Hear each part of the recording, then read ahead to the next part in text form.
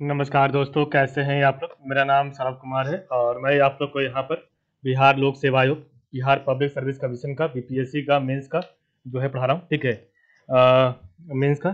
ठीक है, यहाँ पर सामान्य अध्ययन जो आपका आता है पेपर 1 पेपर 2, वो सामान्य अध्ययन पहला पेपर पढ़ेंगे केबीसी नैनो किताब से। जो भी आपका इसमें प्रीवियस ईयर क्वेश्चन है, सॉल्व आंसर, क्योंकि जो भी आपका आंसर दे दिया गया है प्रीवियस ईयर का, उसी को यहाँ पर पढ़ेंगे। ठीक है, तो चलिए स्टार्ट करते हैं।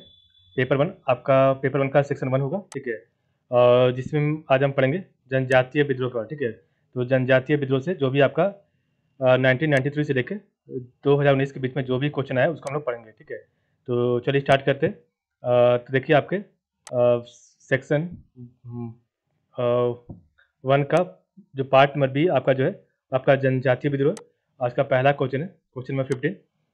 उपयुक्त उदाहरण, तो उपयुक्त उदाहरण सहित 19वीं शताब्दी में जनजातीय विद्रोह की जनजातीय प्रतिरोध की विशेषताओं की समीक्षा कीजिए और उनकी असफलता के कारण बताइए। ठीक है, तो ये आपका क्वेश्चन जो है 64वीं बीपीएससी 2019 में पूछा गया था। ठीक है, तो उपयुक्त उदाहरण सहित 19वीं सदी में जनजातीय प्रतिरोध की विशेषताओं की समीक्षा कीजिए, उनकी असफलताओं के कारण बताइए। ठीक है, तो देखिए आपके यहाँ आज हम क्वेश्चन नंबर 1 करेंगे। ठीक है, तो क्वेश्चन आपका यहाँ पर है, और इससे पहले हमने जो है आपका कला एवं संस्कृति। ठीक है, तो कला एवं संस्कृति का सारा क्वेश्चन में कर लिया। आपको इस चैनल पर, एस्पिरेंट्स एकेडमी के चैनल पर आपको जो है एक अलग प्लेलिस्ट में कला और संस्कृति का जो है सारा क्वेश्चन करवा दिया, आप लोग वहाँ पर देख सकते हैं। ठीक है, तो आज हम स्टार्ट करेंगे जनजातीय विद्रोह का क्वेश्चन। ठीक है, तो उपयुक्त उदाहरण सहित 19वीं शताब्दी में जनजातीय प्रतिरोध की विशेषताओं की समीक्षा कीजिए और उनकी असफलता के कारण बताइए। ठीक है, उनकी असफलता का क्या कारण थे?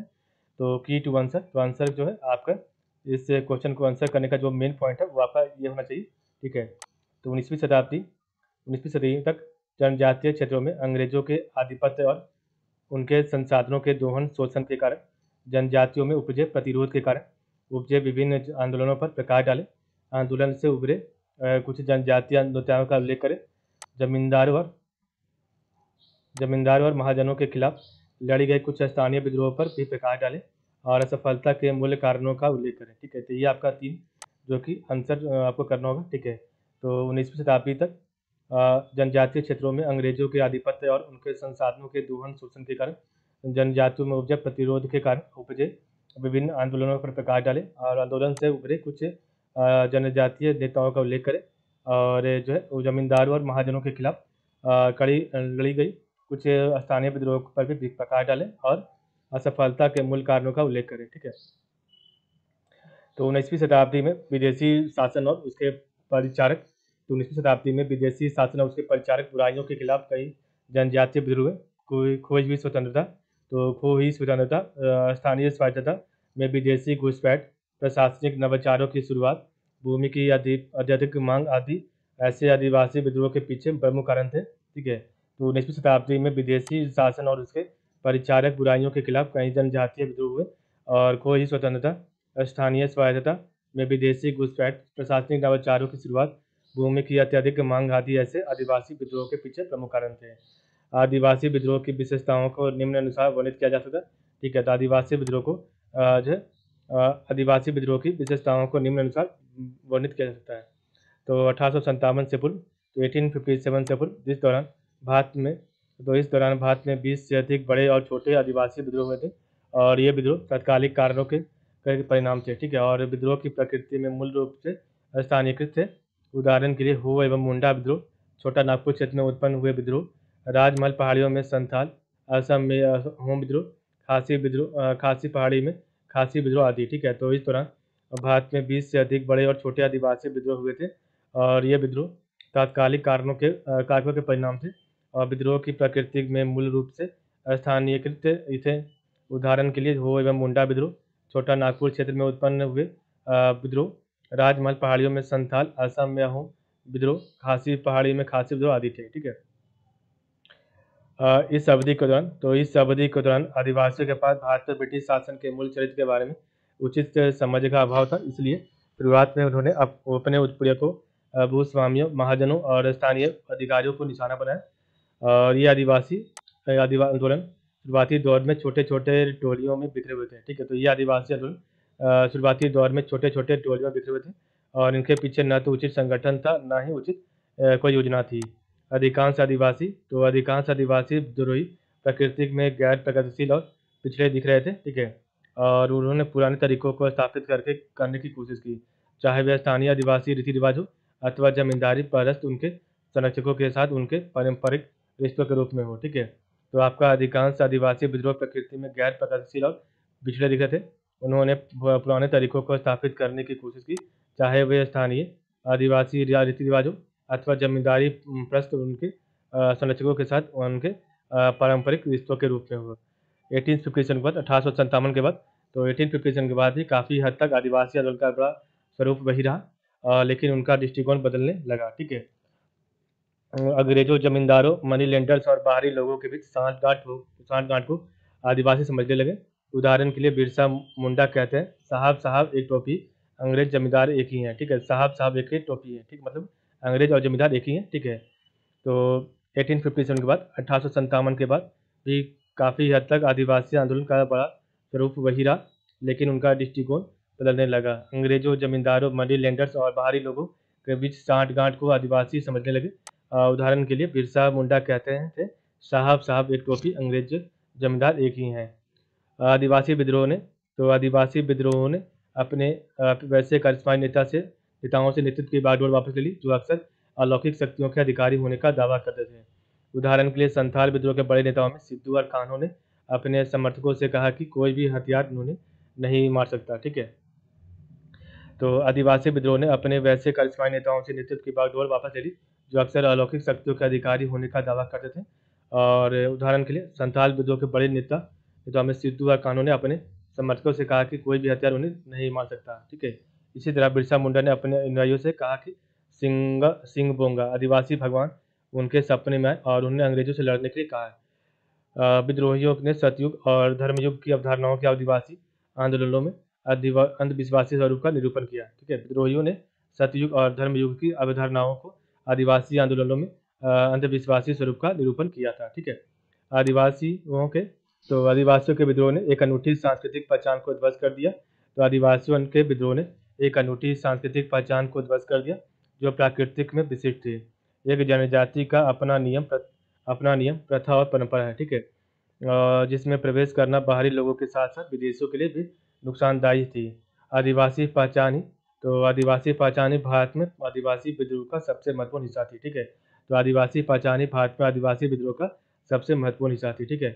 अधिकांश आदिवासी विद्रोही बाहरी लोगों के खिलाफ संचालित किए गए थे, लेकिन इस आंदोलन में स्थानीय महाजनों और जमींदारों के शोषण का विरोध स्वरूप उनके के बही खातों में रिकॉर्ड दस्तावेजों को जलाना आदिवासियों के मुख्य लक्ष्य थे, ठीक है। तो अधिकांश आदिवासी विद्रोह बाहरी लोगों के खिलाफ संचालित किए गए थे, लेकिन इस आंदोलन में स्थानीय महाजनों और जमींदारों के शोषण का विरोध स्वरूप उनके बही खातों में रिकॉर्ड दस्तावेजों को जलाना आदिवासियों के मुख्य लक्ष्य थे, ठीक है। आदिवासी विद्रोह की विफलता के मुख्य कारण क्या थे? तो आदिवासी विद्रोह की विफलता के जो मुख्य कारण इस प्रकार है। तो अंग्रेजों के आधुनिक हथियार और सैन्य क्षमता, ठीक है। अंग्रेजों के पास आपके जो हथियार जो नए प्रकार के थे, ठीक है। और यह आदिवासी आंदोलनों की विफलता का सबसे प्रमुख कारण था। आधुनिक हथियारों और अनुशासित सेना से लैस अंग्रेजी सेना ने आदिम और अप्रशिक्षित आदिवासियों के असंगठित एवं पारंपरिक लड़ाई वाले आंदोलनों को आसानी से दबा दिया, जो तलवार, धनुष, वाण, हाथ की कुल्हाड़ी आदि से लड़ रहे थे। यह अपने सबसे अच्छे स्थान पर एक झड़प थी जहां अंग्रेजों की जीत आसान थी, ठीक है। उदाहरण के लिए संथाल विद्रोह में हजारों संथाल ड्रम की थाप पर एकत्र हुए, जहां उन्हें बिना किसी मुकाबले के अंग्रेजों द्वारा गोली मार दी गई, ठीक है। सेकंड आपका जो कारण था आदिवासी विद्रोह की प्रकृति। तो आदिवासी विद्रोह की प्रकृति क्या थी? तो चूंकि आदिवासी विद्रोह पिछड़े स्थानीय और प्रकृति में बिखरे हुए थे, इसलिए वे इस नवीन आंदोलन में संगठित और मजबूत नहीं हो पाए। इन आंदोलनों के नेताओं के पास शासन और उनके जनजाति के विकास के बारे में कोई भविष्य की योजना नहीं थी। इसमें विफलता के पीछे आदिवासी समाजों के भीतर निहित अंधविश्वास और नशा जैसे कमजोरी ने भी अपनी भूमिका निभाई, ठीक है। तो आदिवासी विद्रोह की प्रकृति, चूंकि आदिवासी विद्रोह पिछड़े स्थानीय और प्राकृतिक में बिखरे हुए थे, इसलिए वे इस नवीन आंदोलन में संगठित और मजबूत नहीं हो पाए।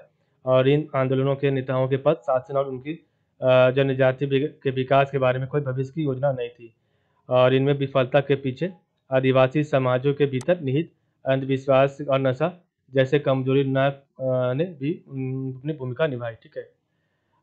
जन समर्थन की कमी, तो आपके जन समर्थन की कमी आदिवासियों के अलग-थलग स्वभाव के कारण, तो आदिवासियों के अलग-थलग स्वभाव के कारण जो है उन्हें शेष भारतीय समाज के साथ-साथ राष्ट्रीय नेताओं से भी कोई समर्थन नहीं मिला।